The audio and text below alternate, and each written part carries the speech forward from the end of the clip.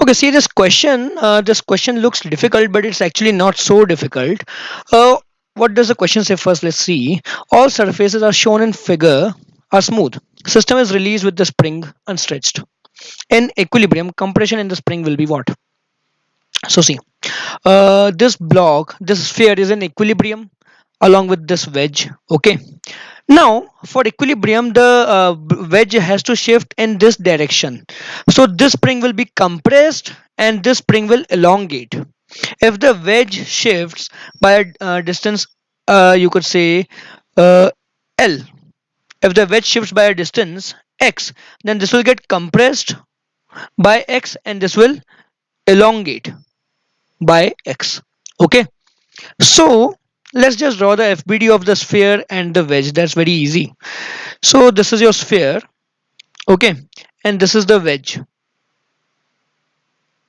All right, whatever is the shape doesn't matter. So the sphere has mass small m and the wedge has mass capital M. Now for the sphere we have a normal force acting over here. Okay, this normal force is perpendicular along this direction, that is perpendicular to this surface, but this surface itself is at 45 degree. So the normal force will also be at 45 degree. Okay, so this angle is 45 degrees. All right, then the sphere has gravity acting downwards, mg. Here we have one more force, n1.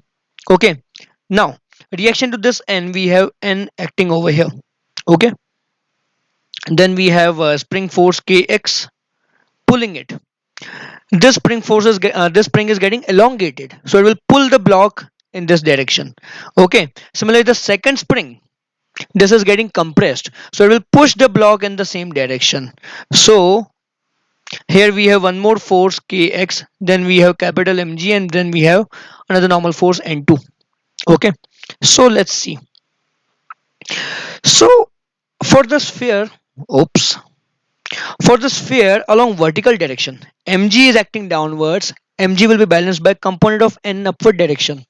Component of n in upward direction will be n sine 45 degree. So n sine 45 degree will be equal to mg. Sine 45 is 1 by root 2. So n is equal to mg root 2. Okay. Now, similarly for the wedge, component of n in horizontal direction will be n cos 45.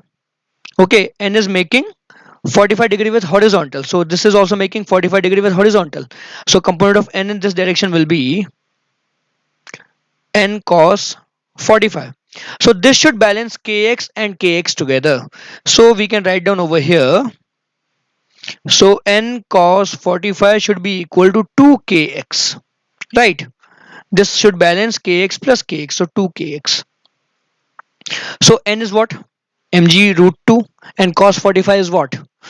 1 by root 2, right? So we will get n cos 45 degree is again equal to mg, that is equal to 2kx. So x will be mg by 2k. Okay, so that's it. This is your answer. All right.